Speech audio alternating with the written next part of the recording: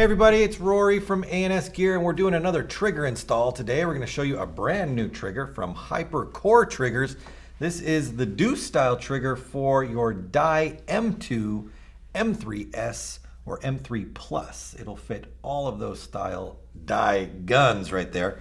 Here it is, right here. That's our trigger.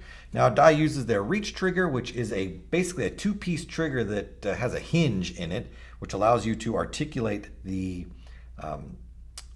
touchable part of the trigger into different positions. We need to get the whole trigger assembly out. We need to replace the arm on it with the new style and then put it all back together. So I'm going to do that for you right now. So for me, the easiest way to do this, or the way I do it, there are other ways to do it, is we're going to pull the pivot pin out, and then we're going to remove the magnet that's inside there, which will allow the trigger to just come right out. We don't need to remove any of the other pins that are inside of there. So let's do that. One thing I am going to do first, though, I'm going to remove the magnet, or the battery, and the charging port. Just because when I'm flipping this thing around, I don't like it flopping around on there. I don't want it to get caught on anything. So it's just easier for me to move it out of the way. It's just two plugs. It's very simple, very quick. All right, so first thing, let's get the pivot pin out. So we're going to remove that out of there. We can pull that out, put that there. Next, we're going to flip over the gun, and this little black screw right here, we're going to pull the screw. Now the screw probably will not fall out because it's touching the magnet on the other side, but if you can kind of angle it and pop it up, you can get that screw out. And that will allow us to move, or just get this out of the way. So this is the magnet that I'm talking about right here, this little piece. Well, let me rephrase that because it is wrong what I'm saying. So the magnet is in the trigger. This little piece is used to adjust and control how strong the attraction is of the magnet. By unbolting this adjustment plate from the frame, I'm able to pull the whole thing out, and I've still left it attached right here. It does not free float and just attach to the frame or to the trigger like this. The screw that we removed goes into the bottom of it right there, and it is attached to the frame. But right now we can leave it stuck to the trigger so that it doesn't get lost anywhere. If we really wanted to be super careful about it, we could move it over there and set it to the side. But it's not going to go anywhere if we put it on there.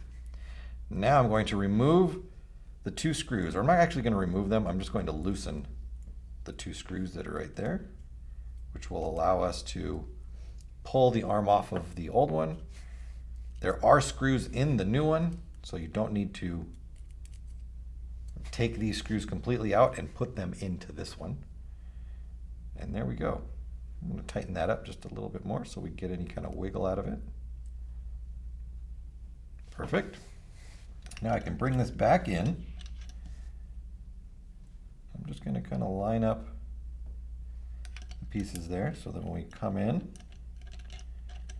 we can kind of get them back to where they need to be. Now the hardest part about getting this back together, obviously, is getting this thing to sit in its original spot so that we can get our screw in, but you kind of just have to play around with it a little bit, get it to fit right down in its little groove so that we can put that back in. And there we go.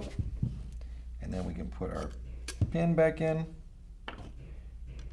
And there we go. It's that easy to install the new trigger inside there, because we're not actually replacing the entire trigger. We're just replacing the front arm into a completely different shape, different angle, different positioning for that top trigger without losing any of the adjustments from the original trigger. Definitely gives you, it's not quite as long, it's a little bit shorter, so there's a little bit more room up in the trigger guard, and still giving you all the comfort of that two-finger trigger. So the install is very straightforward, it's easy to do. This will be available in all sorts of colors. Right now it's just black, but down the road you're going to see all sorts of colors from us. So whatever kind of gun you've got, whatever color your matrix happens to be, you'll be able to find a trigger that fits it and it looks great along with it as well.